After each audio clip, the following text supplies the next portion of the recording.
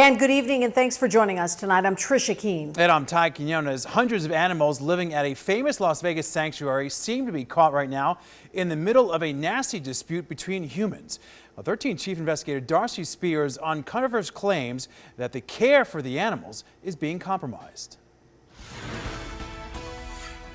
Instead of inside taking care of the 300-some animals here at Gilcrease Nature Sanctuary, most of the former staff and board members are on the outside looking in, raising concerns that the place is going to backslide from one of promise to one of mismanagement and poor animal care.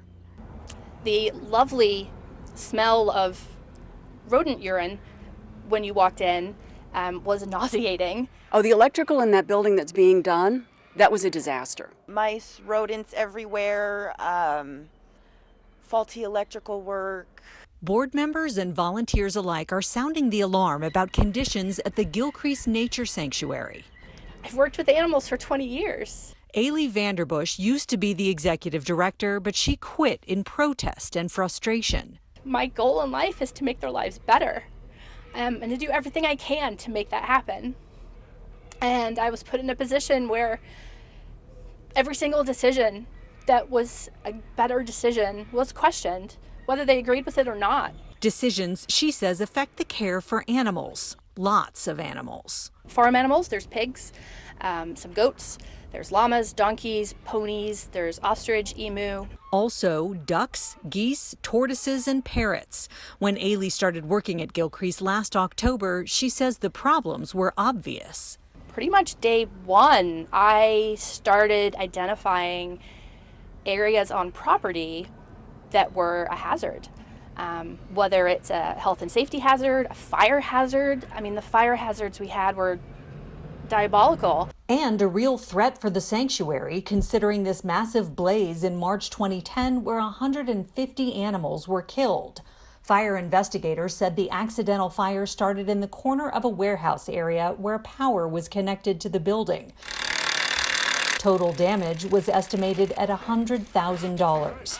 Ailey points to sloppy electrical work that was still in need of repair at the time she left just a few months ago.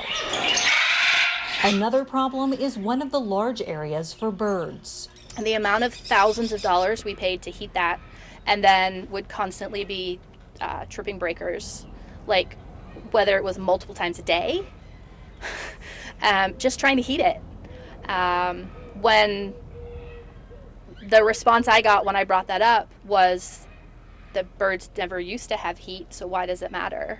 Christine, a certified vet assistant who was fired, shares Ailey's concerns. The money's not going to where it should be.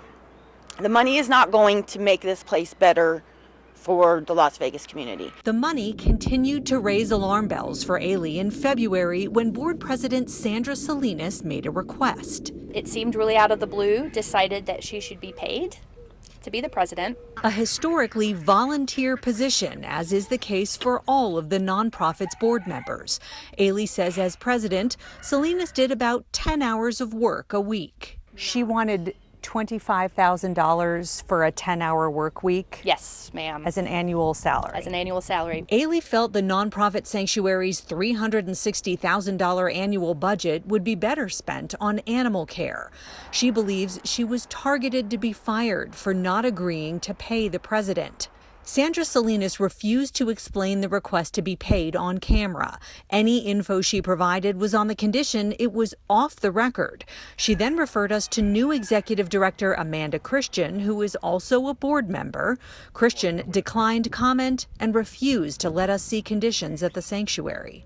The writing was on the wall, and so I wrote a letter of resignation. The dispute came to a head at the end of March as coronavirus closures set in. Well, I don't have a position or title right now. Lisa Tollefson says she was voted off the board for backing Ailey and trying to draw attention to the serious hazards. I mean, the buildings just stunk. You walk in and it was like getting blasted in the face. She says Ailey was trying to make things better. The reality of where this place was and bring it into a place where it was safe and habitable, where the animals were happier, where the people would be happier. Christine fears the sanctuary is in a downward spiral. There is so much mouse deterioration, rodent deterioration, that the couple of times where other employees have had to get up on roofs, their feet have gone through the roof. Ailey says other basic things like veterinary care were falling through the cracks too. Although I can tell you there are no records. Like, the only records that this place have are a handful from the previous director and ones that we have made since I started. USDA records seem to back that up. In September 2014, there were no records of veterinary care for some cavy and sheep.